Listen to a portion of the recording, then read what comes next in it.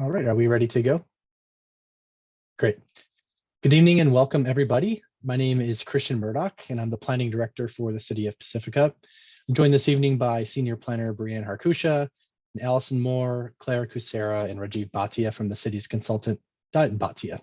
We're happy to be here with you this evening for the scoping meeting on the environmental impact report for the city of Pacifica housing element rezoning and general plan amendment program that we expect will be part of the housing element update that's ongoing. As we'll discuss in a bit in more detail in the meeting, the city has a responsibility under state law to update the housing element of the general plan every 8 years to ensure it can accommodate a regional housing needs allocation or RHNA, and to also ensure the city is not imposing barriers to the development of housing that is needed in the community. Work is ongoing with respect to the overall update to the housing element. But due to some challenging timelines in state law, we're beginning the environmental review process on this major activity that will be part of the housing element when adopted, the rezonings and general plan amendments to accommodate Pacifica's RHNA. For a brief background, the city started its housing element update process in September of last year. We've held a number of community meetings and provided various other public input opportunities along the way. The city released a public review draft housing element in February, followed by transmittal of an updated completed draft to the California Department of Housing and Community Development, or HCD, in May. We expect a comment letter from HCD later this month, after which the city will provide additional information, and there will be additional opportunities for public input at that time. If you'd like to learn more about the housing element update process and sign up for our email list to receive all future updates, please go to planpacifica.org. Select housing element from the projects dropdown and click to subscribe for updates. Again, welcome. And at this point, I'll turn it over to Allison Moore from Diet Bhatia. Thanks so much, Christian.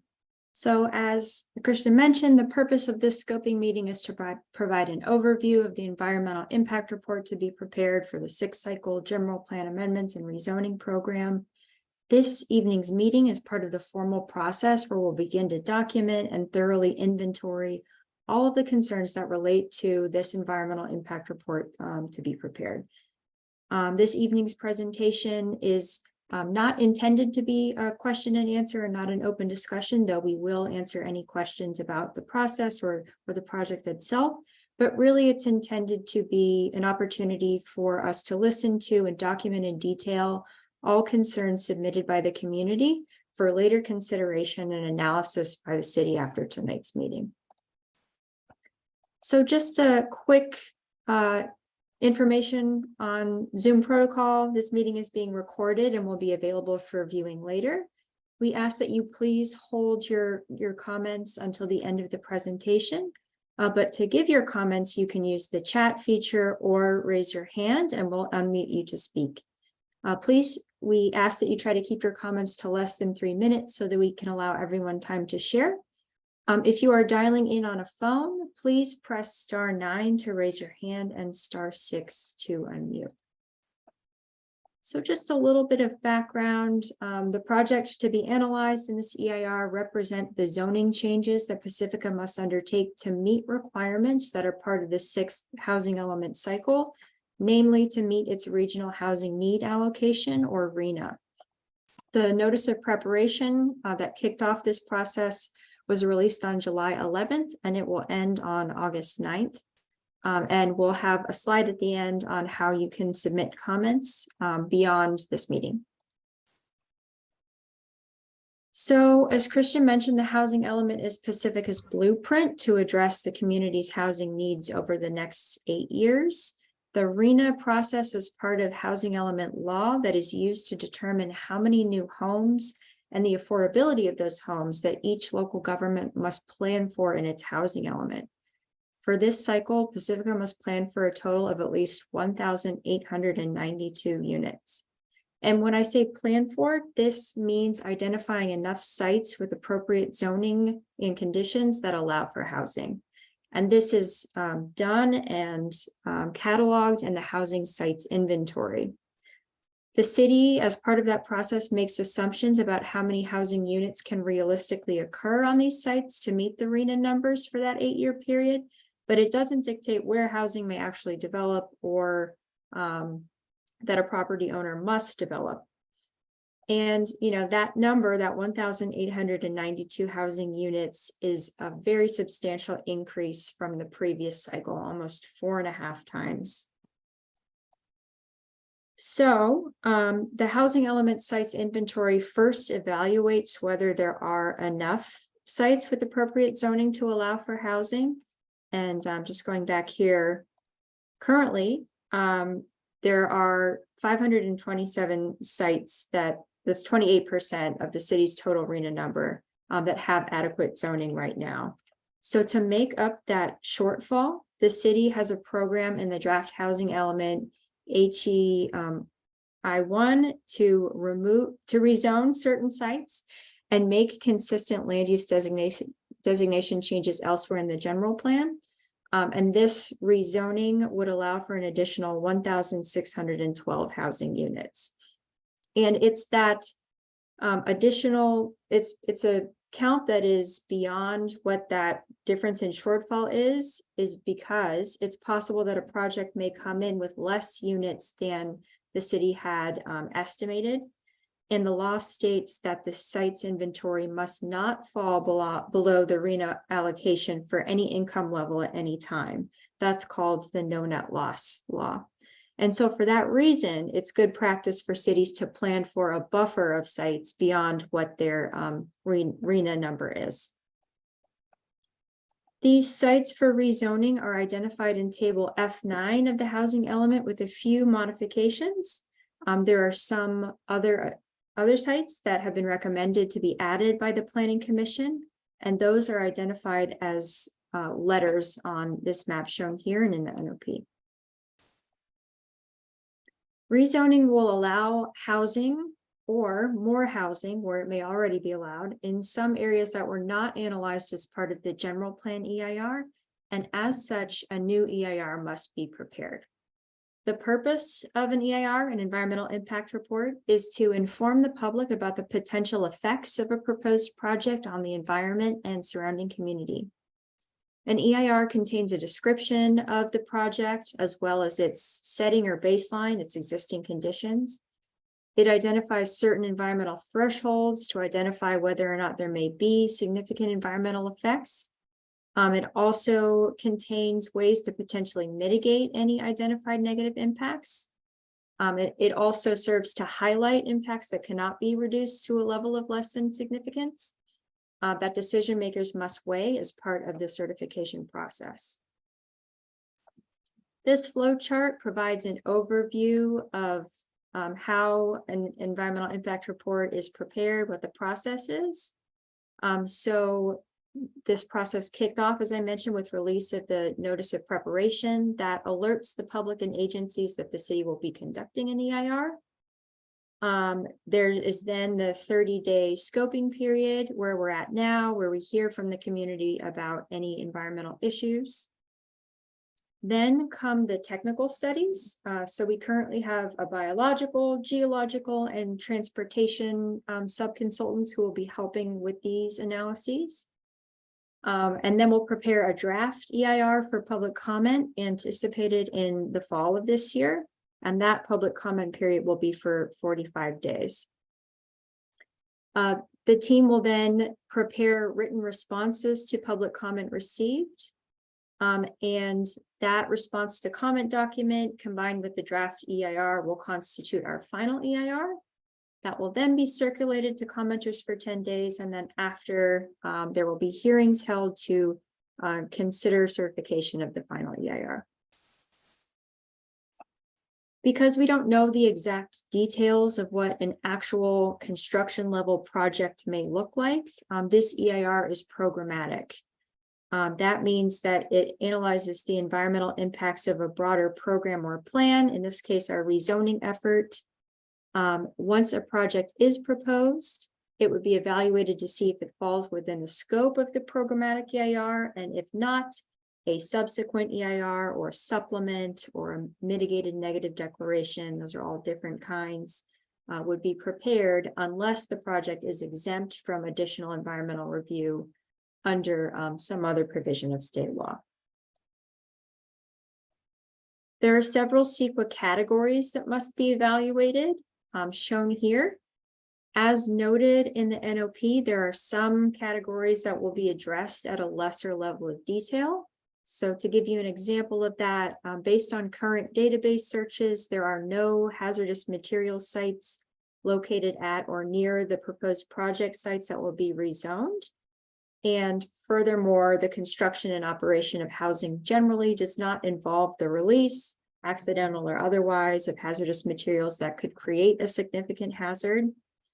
And then additionally, compliance with existing federal, state, and local regulations would result then in a less than significant impact.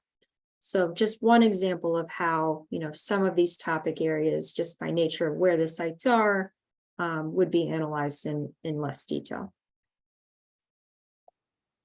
So there are just a few more slides left, but here's the type of information that we are hoping you can help us with this evening. Do you have any information related to the rezoning project that will be beneficial to us as the EIR is being prepared? That could include documentation, studies, or other evidence that would be helpful to us. Are there concerns related to CEQA topics that should be considered in analysis in greater depth? What actions or potential mitigations could be taken then to address your concerns? So in addition to your comments in the chat and your verbal comments this evening, there are other ways to submit comments as part of the scoping period. You could submit your written comments by mail or email to Brianne, or you can email housing@pacifica.gov. And the scoping period will end August 9th at 5 p.m. So that concludes my presentation. We want to turn it back over to you all to let us know if you have any information or comments on the EIR. Thanks so much. And if you want to go ahead and raise your hand, I will unmute you and you can feel free to speak. Richard, go ahead. Could you remind me what the different acronyms mean? What is EIR and what is CEQA or CEQA? Just so I know what my question. EIR is an environmental impact report. That's the document that we're preparing that will analyze whether the proposed project, this rezoning effort, has any impacts on the environment. And CEQA is the California Environmental Quality Act. Got it. So then a follow-up question to that is, and maybe I missed this in the beginning, the environmental impact report, at least from what I saw in the presentation, I didn't see much economic impact. Can you speak a bit to that on if that's being studied, or if not, why not? Yeah, so economic impacts are not a required topic as part of CEQA. So we don't anticipate that those will be addressed. But if you have other specifics around that, I encourage you to speak with city staff. Okay. Thanks. Sam? Go ahead. And then Christine, I see your comment as well. I'll pull that up right after. Yeah, hi. A couple of things. First of all, to the comment that was just previously before mine, I think it is a huge mistake not to consider economic impact. Pacifica is in a structural deficit because we're a bedroom community. And so we really need to consider how, especially when you look at, I think it's site 35 or 36, Siebel, that if we're, considering that we're going to tear down our only revenue generating family entertainment venue in all of Pacifica, how serious are we about economic stability? The other thing is with CEQA, back even in 2004, just when they wanted to build 90 condos on the area known as the Rock, they asked for a reading on it. The city did in October 4, 2004, from the Coastal Commission about the ability for traffic mitigation with widening the highway. And back then it wasn't feasible. And of course, the city and Caltrans lost that ability to widen the highway. So traffic mitigation is going to be a huge thing for our city. And then finally, if you look at the latest numbers, we're actually, the state is not growing, so we need to be adjusting these RENA numbers. I don't know how we can go back and do that, but it's just ridiculous for us to be under the gun to supposedly build to close to 2,000 houses. And if we do, again, we need to be prepared to do it in places that are already environmentally blighted, like the strip malls all around Pacifica, instead of destroying either habitats or places that generate revenue for the city. Thanks. Thank you, Sam.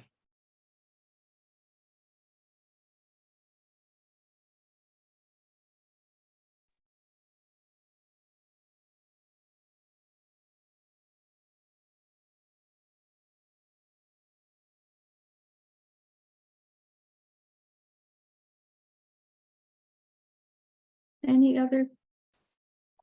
Richard?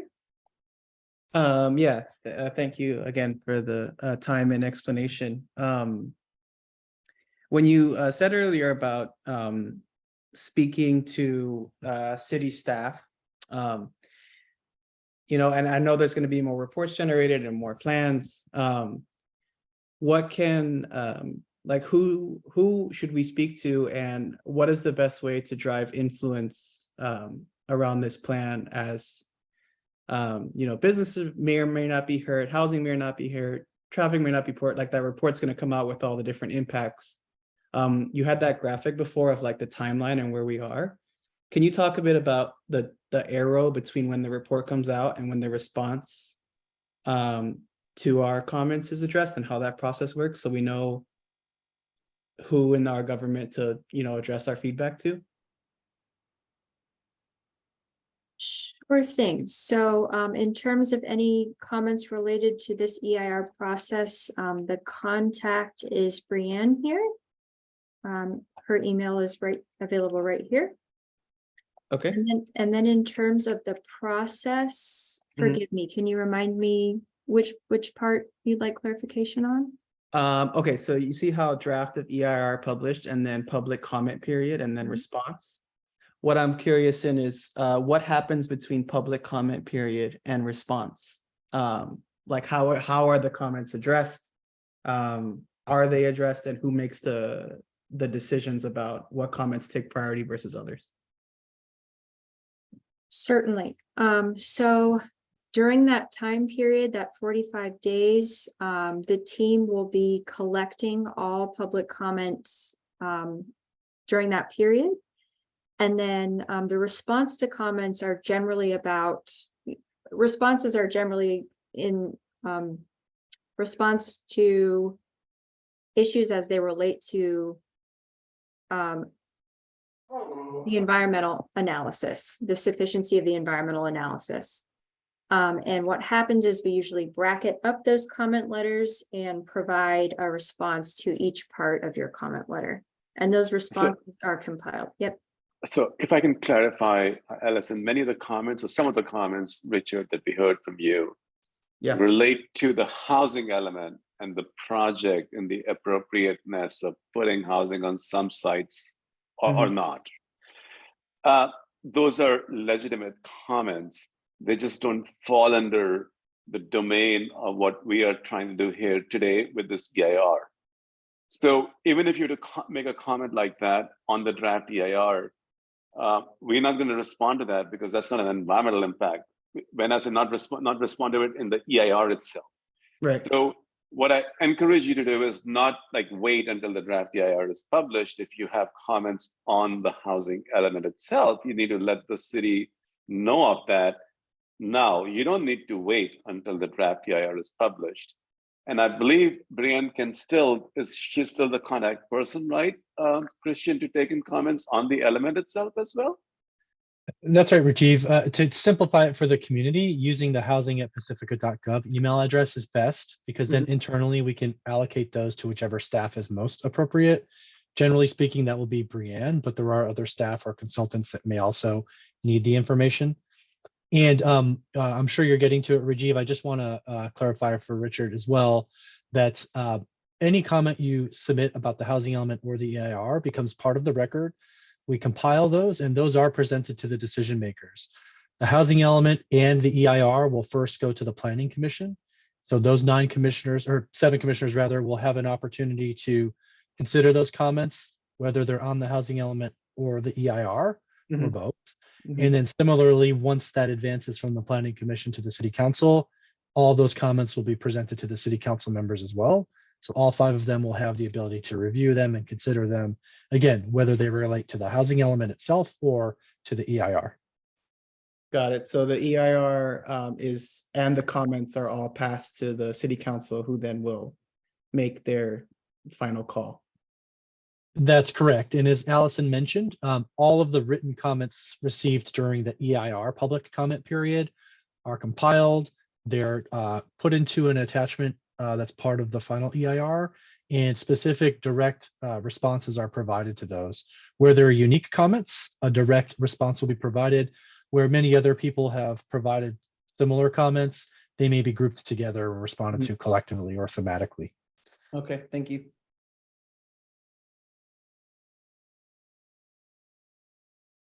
Remy?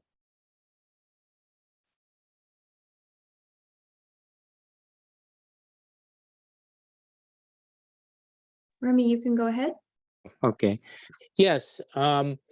I was noticing some of the sites are Caltrans sites. There are a couple of Caltrans one with significant amount of housing, as well as some school district sites and some publicly owned sites.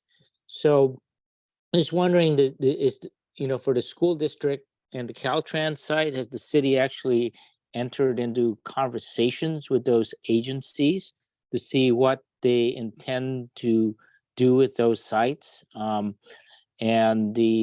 then with the city ones, as well as those other public ones, that seems like the best spot to put the affordable housing, because the affordable housing is quite significant.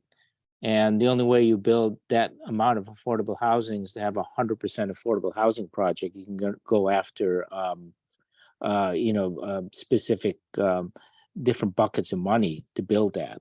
Because the cost to build affordable and market rates basically the same.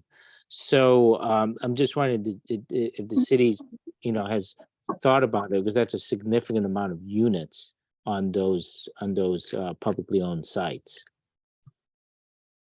Yeah, thanks, Remy. Those sound like primarily housing element comments. I'll just say briefly that the city has had discussions with the other public agency partners that you mentioned, the school districts and Caltrans, about prospective considerations for their sites.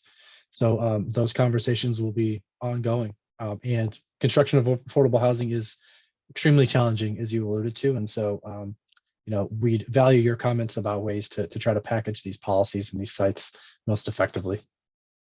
So these numbers came from discussions with those agencies, just to confirm? I'm not confirming that specifically, no. Oh, okay. But you guys can get back to it and make any adjustments in the housing element if needed. So the city council will have the final ability to determine what's in the housing element with respect to particular sites and the number and income levels of housing on those sites. Okay, thank you. Pete, and then Flo after that. Yes, thank you. I attended the public meetings back a few months ago, and I've kept up a little bit on it, but I'm not quite as committed to memory all the sites. So this is a scoping meeting for rezoning. So I assume that when the EIR, the draft EIR comes out, it will then specify this property is to be rezoned from this to this and that. And this is when we'll see the exact zoning things that come up there. Is that correct? Can you hear me? Hello? Yeah, we can hear you, Pete. Just trying to think of the best way to respond to your question. The notice of preparation indicates the existing and proposed housing densities that would be part of these rezonings. Okay. So if you haven't reviewed that yet, Okay. You can go to the City of Pacifica webpage under the Planning Department. There's an environmental documents page, and there you can find the notice of preparation, which has as much detail as we know at this point in time about the rezonings, the particular sites, and the existing and proposed housing densities that would result from this rezoning process. Thank you. My bad for not being up on that earlier. Oh, Okay. no problem, Pete. Thanks for the question. Yeah. Okay. Thank you. I'll pass on that. Flo, go ahead. Hi, yes, I apologize if this was already talked about. I came a bit late to the meeting. But I noticed that in the notice that there were quite a few rezoning places like listed near Terra Nova or like Sharp Park area. And I'm not sure if this is the proper avenue to question, like to ask this question, but how will traffic be factored into it? Since I know that that's a place where there is already a lot of traffic.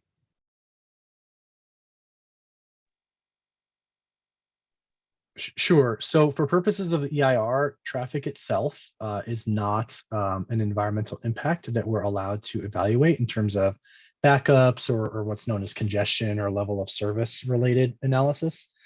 Allison, do you want to discuss briefly what transportation related impacts will be analyzed, as well as how that relates to greenhouse gas emission analysis, for example? Sure. So the primary transportation impacts to be analyzed is VMT, or vehicle miles traveled. Those inputs will then feed into greenhouse gas emissions and air quality and noise. Yeah, and just to amplify on that a little bit, when we talk about BMT or vehicle miles traveled, that's typically looked at on a per capita basis. So that will be examined, but the congestion does factor into ultimately air quality and noise impacts.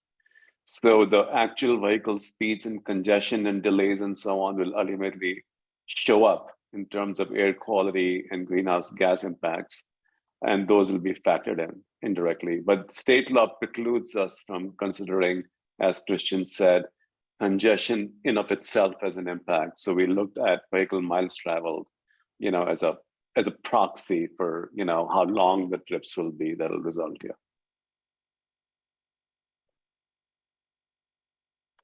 Gotcha. Thank you. Remy? Yeah, I have another question concerning the commercial, and this kind of goes back to the first person's question. And I notice there's a lot of C1, C2s, and C3s that are being rezoned for the housing, but there's no commercial. And looking at a lot of these, they could support commercial on the ground level so we don't lose the tax base. And that's, typical on most, suburban, urban, mixed use projects, especially the infill suburban and urban projects. So I'm wondering why this report does not have, the mixed use components in about probably 3/4 of the site, just kind of looking over the page, the table 1 in your documents. Yeah, page thanks, 5 Ramy. of Yeah, 6, looking at 4, table 1 in the 5, notice 11. of preparation, it's a little bit confusing, so I'll do my best to explain it. Where there's a site that already has commercial, for example, Ramallah Plaza, the table shows 0 square feet of new commercial because it's presumed that the existing commercial would remain as part of that mixed use, but not intensify beyond that. So where we've indicated new commercial square footage, like for example, site 28, that would result from a new construction of commercial as part of the project beyond what commercial is there currently. So if you have questions about specific sites, I'd encourage you to get in touch with us after tonight's meeting. Happy to have that discussion with you to explain what's contemplated as part of these rezonings with respect to commercial floor area. Yeah, because I think, with our tax base, we need to maximize the amount of commercial that's zoned, in the mixed use. And mixed use is definitely more vibrant, so we want to make sure we're doing that. Okay. Yeah, thank you.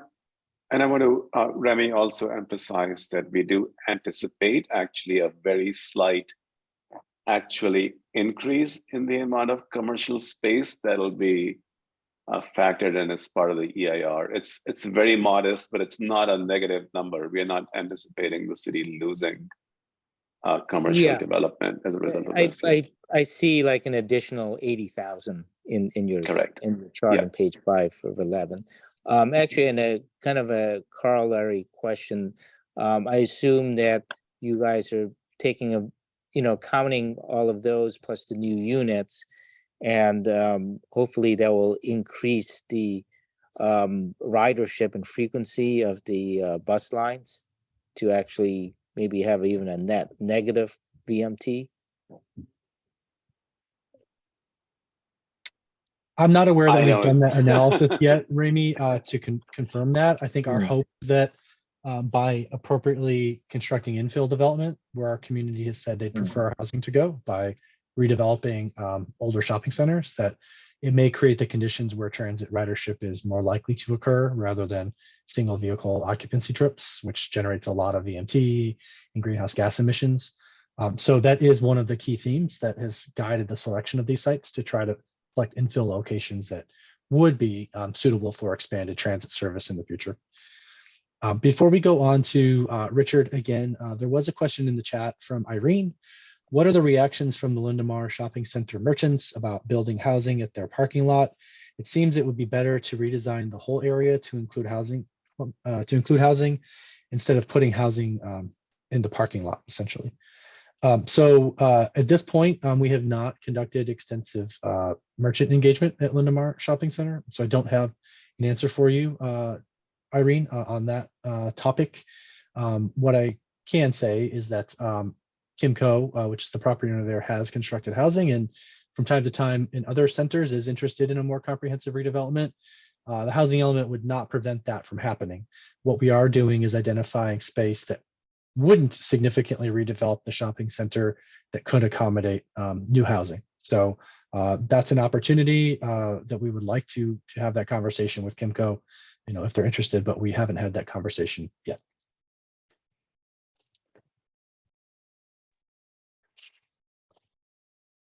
And one more question in the chat. Has the city obtained permission from Kimco to list their property? Not a comment or question related to the EIR or environmental impacts. The city is able to unilaterally place sites on the housing element list if it needs to. And so we have not had specific in-depth conversations at this point with Kimco. Can we go back to Richard then? Yeah, thanks. Where can I learn more about, for example, the types of properties being built? For example, like height limits or types of properties, like the distribution of single family homes versus apartments and condos. Is that listed somewhere that I can, or is that really, as long as we have the net number of units, it's up to the developers to decide? So I'll start and Allison can jump in as needed. I think you should assume, Richard, that all of the housing that's proposed in the sites list is likely to be higher density multifamily housing types, not single family housing. Okay. To achieve the densities we need to comply with state law and to produce the numbers of housing units we're required to produce, we're not going to get there with single family residential housing. So the housing element sites, and particularly the rezonings, will be higher densities, typically 30 units per acre and higher. What that does not preclude, though, is for single family to remain where it's already developed throughout much of Pacifica, or for new projects where single family housing is designated and not being rezoned, for those projects to be undertaken at lower densities. So the general plan will continue to include a mix of housing types, but really for the purposes of focusing on the housing element rezonings, we're really talking exclusively about higher density, 30 units per acre and above for those rezonings. And is there just a follow-up question? Is there like I assume there is, but is there like a current, building height limit or anything like that in Pacifica? There is, generally speaking, it's 35 feet for the entire city. There are a few places in the Sharp Park specific plan where the city council approved going to 45 or 55 feet. You should assume heights with this rezoning will be above 35 feet in most cases, but we are still working through those details with our decision makers. And so we don't have all the specific details on heights at this point in time. And it's just because of the math, like the amount of housing we have to fit. That's right. And that strongly supports heights above 35 feet in many instances. Okay, thank you.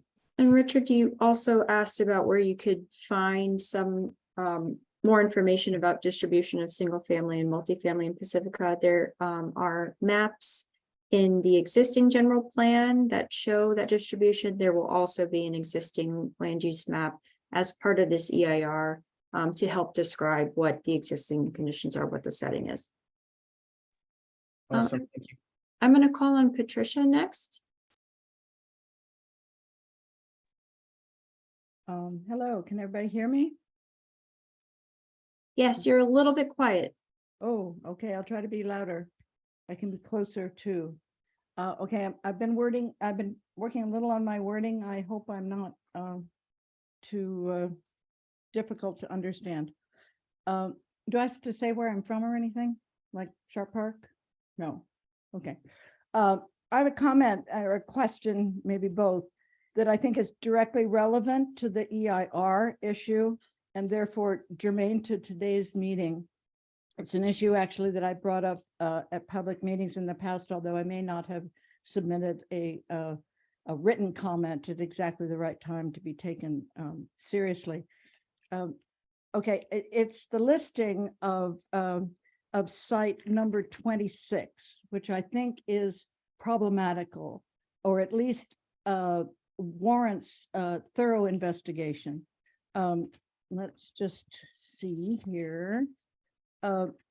Site 26 is the Caltrans land that is west of Highway 1 near Valimar. There are documented findings of Indian artifacts and burials, presumably from the village of Timictac on Calera Creek, or as Calera Creek ran at the time that Timictac existed. I think I'm correct that no one has followed up on this information, even though the information was quite well documented in the early 1960s. I and others have specifically raised this question at public meetings, but no mention is made in the EIR or in the housing element. I mean, zero mention of it. And I haven't seen any change in the site 26 description from February to May. This surprises me because this is something I think that we take very seriously within the purview of EIRs. That's my question, comment, if I could get some response. Thank you. Yeah, thank you, Patricia. Impacts to human remains as well as tribal cultural resources, both of which I interpret your comment to address, are pertinent impacts for purposes of CEQA. They're considered environmental impacts that can be potentially significant. We will take your comments and your prior written comments, which I have reviewed in their totality, into consideration when preparing the EIR. I will say that it's preferred to avoid impacts to those kinds of resources where possible, but commonly there are mitigation measures that can be part of projects as well, so that if you do encounter those types of resources, appropriate steps are taken to deal with them respectfully and lawfully. So the potential presence of those types of resources in and of themselves wouldn't necessarily render a site ineligible for development or inclusion in the housing element, but considering what those impacts might be is important and will be part of this process. So thanks for bringing it. Just one thing, I'm surprised that hasn't been done so far. Thank you. So just to add one more thing to that, we have reached out to the California Native American Heritage Commission, letting them know that an EIR is being prepared as part of this project. And they give us a list of tribes to reach out to and see if there are any known resources and should they be consulted further as the EIR is developed. including a search of the sacred sites list as well, Allison, which can identify known sacred sites that have been documented with Indian tribes in the past. So we are following the typical procedure for considering potential Native American tribal cultural resources. And we will take your comments into consideration as well, Pat. Thank you.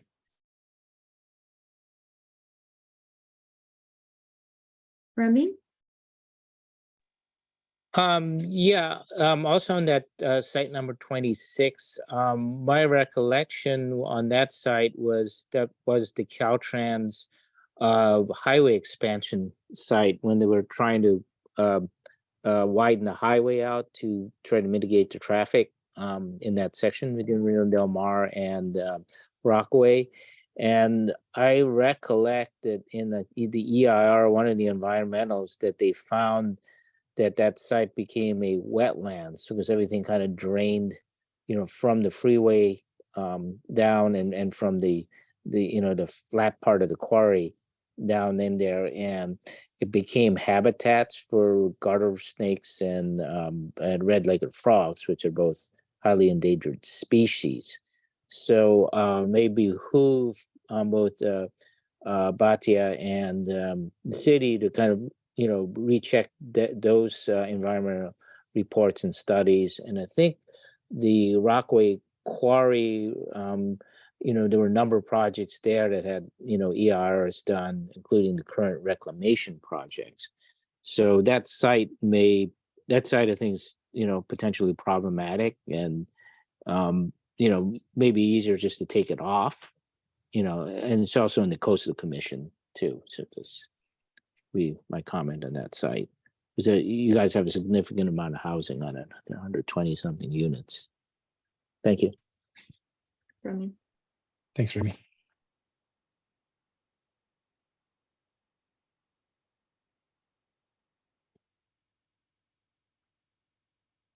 So a quick time check. We're approaching the halfway point of the hour and a half we've scheduled. We could take all of that time if there are other comments or questions, or we can take whatever number remain and end the meeting early. So just want to give folks that opportunity to maybe take a minute and think of any other input you might have about potential environmental impacts. And again, we can be here as long as we need to for the allotted time if there is additional input.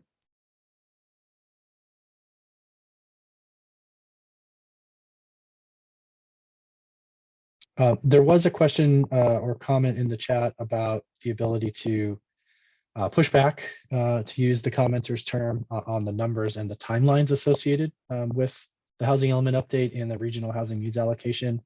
Under state law, there's limited opportunity for individual jurisdictions to challenge or oppose their regional housing needs allocation.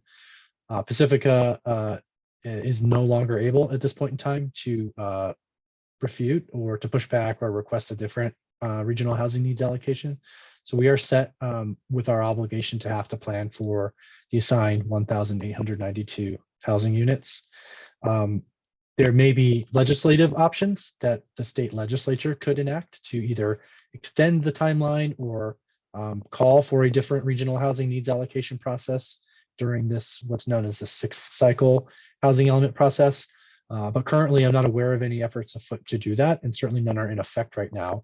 And so the existing timelines for completion of the housing element update will remain applicable to this process for the foreseeable future.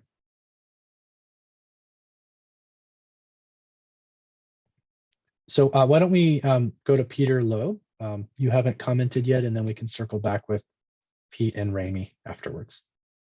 Okay, I wanted to say that my main concern about environmental impacts are traffic, are about traffic impacts. I understand that you can't directly address congestion as a problem, but if you actually added 1,800 or more housing units, you're going to add, well, there are different traffic engineering numbers that get used, but one of the standard ones is you multiply by 5, to get the number of vehicle trips a day that get added by each household on average. And it seems to me that if you added, 8 or 10,000 vehicle trips a day on Highway 1, especially, that you're going to have significant air quality and greenhouse gas emission impacts that have to be at least addressed in the EIR. And as was mentioned earlier, and congestion plays into that. The more congestion you have, the more air quality and greenhouse gas emission issues you are going to have to address. So, but that amount of new housing has to result in tremendous increases in traffic on Highway 1. And it just seems to me that the EIR has to look at that, has to analyze the impacts of that much housing increase and impacts on air quality and greenhouse gas emissions. That's my comment. Thank you. Thank you, Peter. And precisely those issues are subject to analysis in this EIR. So we will invite your review and comment when that draft EIR is released for comment later. Yeah, so I would just want to clarify, on that point, and Allison can amplify that if that is necessary. The general plan, Pacifica's new general plan, actually has traffic level of service standards in it. So one of the things that we will be doing as part of this process is assessing the consistency of the various documents. So as part of that, Allison, I don't want to speak to the planning component because this is the environmental component. So in the EIR itself, we'll be looking at VMT, but separate from that, we will be examining the LOS and to what extent the project itself may be, complying with it or not, and if necessary, make any amendments to the general plan or present that information to the decision makers. But that's not part of the CEQA or the EIR itself, but in a separate process, we'll be doing that. Yeah, thank you, Rajiv. I think the point is that, as you made, purposes of the EIR, level of service and the traffic associated with it is not directly a potential environmental impact. There may be related components of that, air quality, greenhouse gas emissions, noise, et cetera, that will be analyzed and could be potentially significant environmental impacts. Circling outside of the CEQA process in the EIR, we will be updating the projections for level of service. In other words, the delay at key intersections, those that are listed in the general plan circulation element already. So we will have information to explain to the decision makers in the community what the anticipated quote unquote traffic impacts will be from the new housing, given where the sites are, the number of units and so forth. However, those, as mentioned already several times, won't necessarily be environmental impacts by purpose or by measuring the specific delay at a particular intersection.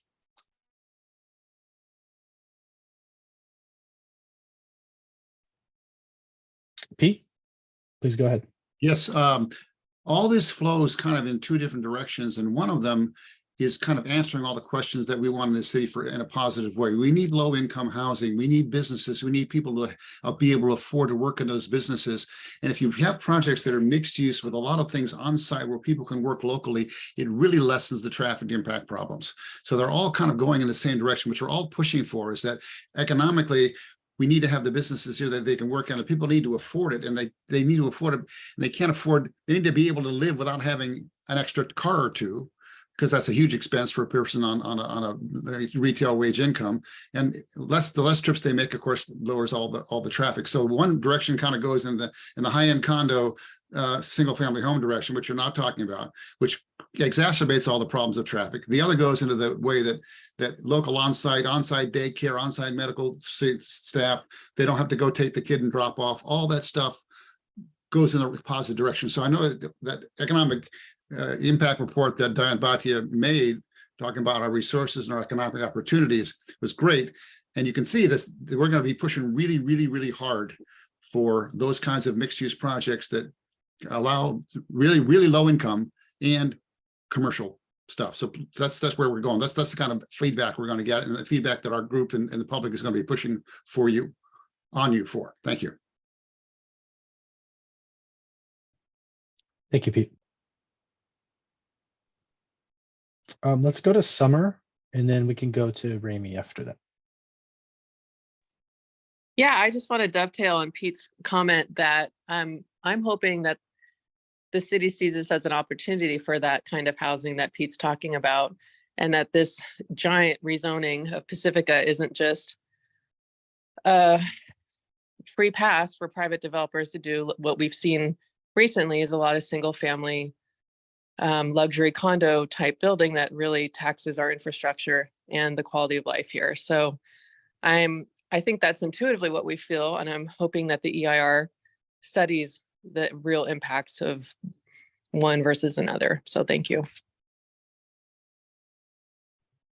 Thanks, Summer. And certainly from the land use side, as has been communicated in our prior housing element community meetings, we've heard through a number of planning processes over the last, say, 4 to 5 years that the community strongly prefers infill and mixed use, particularly in our aging shopping centers.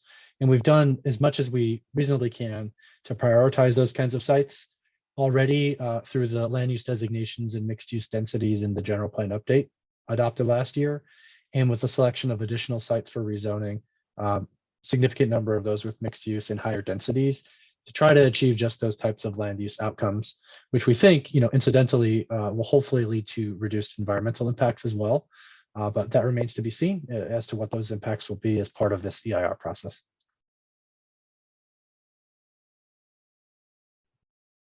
Ramey, please go ahead. Yeah, question. I think we had something like 527, I can't remember what the number was on there, of existing, vacant zoned property to accommodate that. I noticed there's also stuff that's been approved and stuff that are in the entitlements phase. So I'm just wondering, of that 520 something, does that include any of the approved projects or the ones in entitlements, or are these the ones that are just zoned but not even, nobody's applied, for a planning or building permit? Allison, do you mind starting with the 527? Sure. So just to clarify, the 527 is not just vacant sites. It's, sites that have zoning now that could be developed or redeveloped with housing. And then, Remy, your question was about whether or not approved or pipeline projects are included in that number. Yes. I would have to look at the housing element. I can look that up for you. Just give me a sec. And I think RENA or the HCD is very clear on what gets counted, what doesn't get counted. So just want to make sure that we're, on the same page as those guys. Otherwise, yeah, maybe I can answer your question a different way, Ramey. So yeah. we have our RENA, we have our projected buffer that we want to achieve above the RENA. So let's just call that our planning target. But specific to the RENA, the 1,892, we've tried to take credit for every type of housing unit we can, consistent with the law and HCD's guidelines, that would not require identification of new housing sites. So we have applied accessory dwelling units, pipeline projects, already approved projects, et cetera, to take the maximum credit to reduce the number of new units we need to create. So I don't know that we can quote you the specific number, 527 and the proportion of that. But I'll say we've taken that credit where we can. And what we're really talking about is new zoning to create new housing capacity that's not presently in the general plan or is not on a site in the general plan presently that's a good candidate for a housing element site. So if you want to drill down further, we'd be happy to do that with you. Please reach out to us after the meeting and we can find a time to talk about that. Oh, okay. And HCD assumes is reviewing the city's assumption on that housing element plan, correct? And So at this time, correct? that's right. HCD is performing an extensive review of our draft housing element, including the detailed contents of our housing tables, the assumed units, our ADU, accessory dwelling unit assumptions, et cetera, et cetera.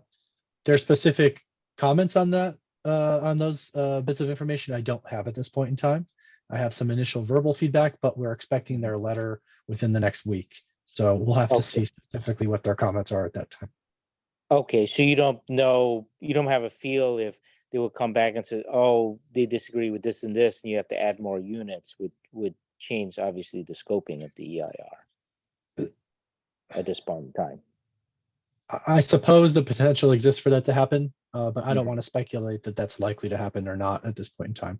I'll say we've done a very careful and diligent job in preparing the draft based on our understanding of the law and the HCD regulations. So confident that we're in a good position. Okay, thank you. And Remy, just to Thank you. confirm, table F7 in the housing element separates by line item our approved projects and the sites that need rezoning, so they are separate. Okay, so, and you guys are following, I assume, all of that in the scoping. Thank you. Yep. Question in the chat from Mark, are ADUs added into the RENA numbers? If I understand the question, we are using ADUs to satisfy a portion of our RENA numbers. And so we are taking the maximum credit that we can under HCD's guidance about how to project future ADU numbers based on past ADU production.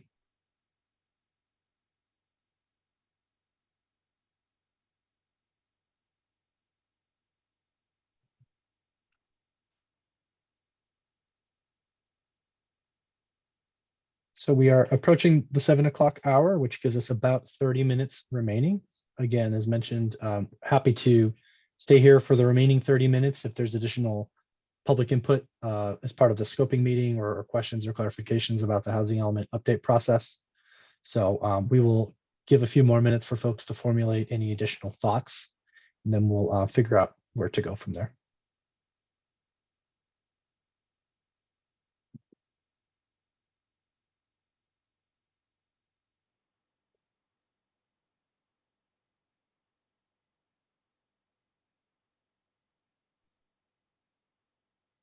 And to clarify, is shown on the slide here, the 30-day scoping comment period will continue after tonight's meeting through 5 p.m. on August 9th.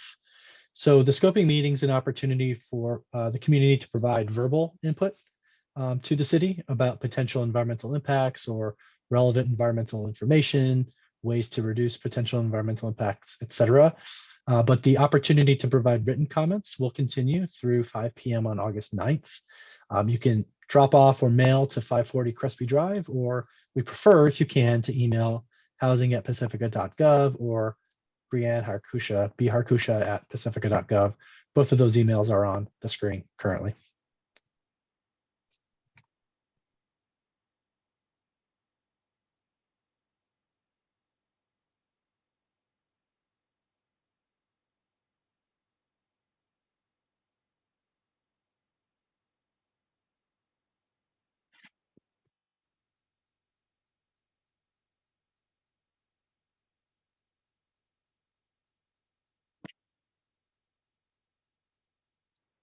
Are there any final comments? I'll just note a comment that came in from Tricia about tribal outreach. I am confirming that the city is complying with all relevant state laws related to tribal consultation. And so, we are fulfilling our obligations with respect to reaching out and trying to gather information about relevant tribal cultural resource impacts.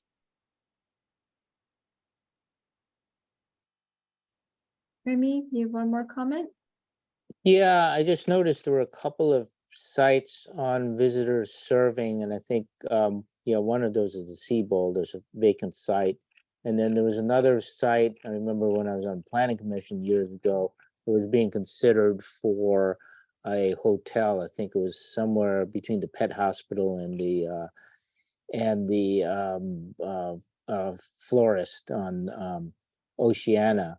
So I'm just wondering, if we are, if we are replacing, high revenue generating hotel sites, which would caution the city not to do, because we're in a unique coastal spot, and high tourism, and one of the problems that actually our neighboring city, San Francisco, has is they don't have enough hotel rooms.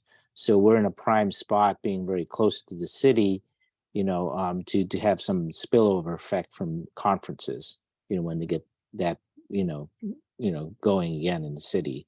So that's, the TOTs is a huge revenue generator. So I just, want to make comment on that, and see, what's the city's thoughts and reactions. Thank you. Yeah, thanks, Remy. Certainly, I don't want to downplay the importance of economic development and city revenues. We are talking specifically tonight about the housing element and city's obligation to plan for housing specifically, and analyzing environmental impacts that relate to that. The city is doing a lot of work related to economic development. For those that aren't aware of it, the city's been working on an economic opportunities study, presented that to the city council earlier this year, and is moving into implementation of a number of those economic development strategies. So creating and expanding tax base and revenues is a paramount consideration for the city at this time. With respect to the specific sites, Remy, I think you're referring to site number 2 on the sites list. What I can say is that the city's been in discussions with that property owner, and they are interested in building a mixed-use hotel and housing project on that site. And so what we've tried to reflect in the sites list is the project type in terms of housing that would most closely align to our understanding of their potential future project they'd like to propose. But they're also interested in pursuing a hotel. So we think there's a way to do both, to meet our needs for the housing element and to help create some great opportunities for transient occupancy tax or TOT revenue from a hotel on that site as well. Okay, and then the other ones was, of course, 3536, which is the Sea Bowl and the vacant site adjacent, which is currently visitor serving commercial. Because you guys have a lot of units on those 2 sites as well. Correct. Again, it's a challenge to try to find places to meet our arena. It's a pretty significant arena, particularly for our community. And so there will be trade-offs. What I'm trying to say is that using site 2 as an example, where we have enough information from a developer where there's a sort of a commercially oriented revenue driving opportunity, where we can also accomplish some of our housing element objectives, we are trying to capitalize on both. Yeah, I see the proposed is 40 and the capacity is 80 on that site number 2. Well, I mean, we could, change, increase the proposed density, on some of these sites too. That would help. Anyway, thank you. All right, so not seeing any other hands, but some praise for the team. Thank you, Eamon. Yeah, thank you, Eamon, very much. But just wanted to remind everyone that this presentation was recorded. The recording will be made available. And if there are any other comments beyond this meeting, please submit them to Brianne. The email is below by August 9th, 5 p.m. Yeah, easiest one to remember, housing@pacifica.gov. And please go to planpacifica.org and sign up for our email list so you can stay up to date on upcoming developments related to the housing element update process.